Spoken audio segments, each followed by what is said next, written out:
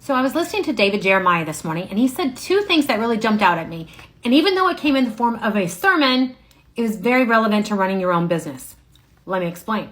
First thing he said, do not confuse time management with self-management. Think about that for a second. When you are running your own business, you are your own manager. Do you cut yourself some slack? Of course you do. But let's be real.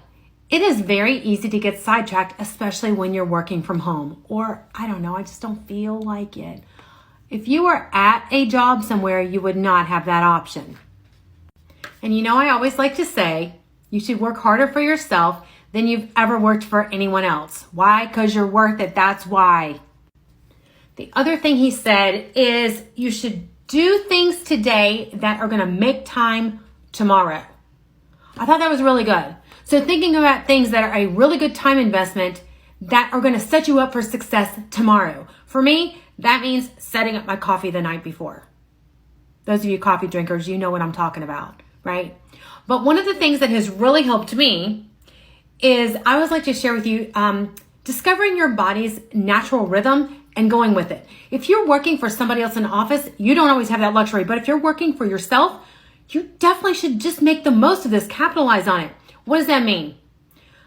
I would always suggest if you are starting your own business, take the first week or two and listen to your body telling you when you are motivated to do certain things.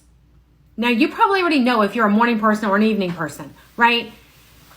I know for me, I'm pretty much a morning person. And if I have any of the heavy lifting stuff to do in my business, the things that I don't really feel like doing, I'm going to do that first thing in the morning because I know that by after lunchtime or especially after dinner, even if I technically have the time, I don't feel like doing it and I cannot be motivated to do it no matter how much I love it. I just won't.